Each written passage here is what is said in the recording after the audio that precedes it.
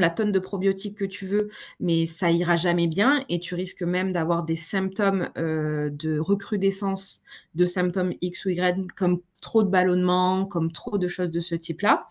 Et donc du coup, je préfère d'abord réparer la maison et après on s'occupe des choses à l'intérieur. Mais par exemple, le malade de Crohn que j'ai accompagné pendant 4 ans, quasiment 6 à 8 mois de l'année, il était sous glutamine et probiotiques.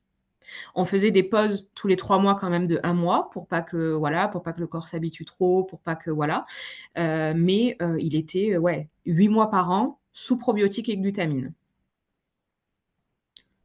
Si on a une perméabilité intestinale, comment faire? Alors, comment faire? Donc, la perméabilité intestinale, c'est la dysbiose en fait. C'est exactement ça fait partie de la dysbiose. Quand on a une dysbiose, donc c'est un déséquilibre entre les bactéries positives et négatives. Et généralement, qu'est-ce qui cause ce déséquilibre? C'est la perméabilité intestinale.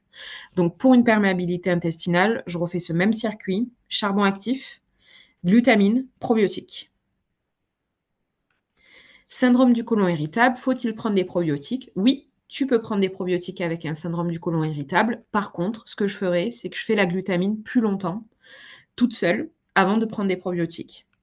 Et généralement, moi, j'ai vu des personnes arriver en cabinet, avoir donc un syndrome du côlon irritable, même arriver à un stade où ils n'arrivaient plus à rien manger.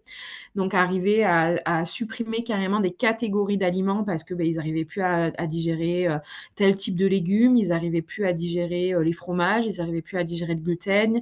Donc du coup à être vraiment dans un côté, restriction alimentaire, limite ça partait dans des TCA et avec donc c'est très long, hein, ça prend 1 ou 2 ans à coup de glutamine et de probiotiques, arriver à commencer à réintégrer des aliments X ou Y, à réintégrer, voilà, telle partie d'aliment, telle partie d'aliment.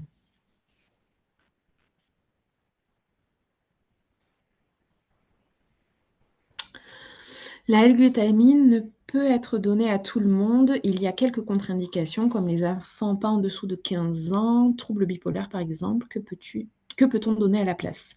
Alors, dans ce cas-là, on peut aller donc vers du collagène. Donc du collagène bovin ou voilà, on peut aller vers du gel d'aloe vera, on peut aller vers de la L-citrulline. Normalement, la L-citrulline n'a pas ces contre-indications-là et ça sera peut-être un petit peu plus long ou ça va dépendre des personnes, mais on peut aller sur ça. Quel est le goût du kombucha? Alors kombucha comme kéfir sont légèrement pétillants. Après, ça va dépendre des goûts que tu vas prendre. En magasin bio, tu vas avoir plusieurs goûts. Par exemple, le gingembre citron a un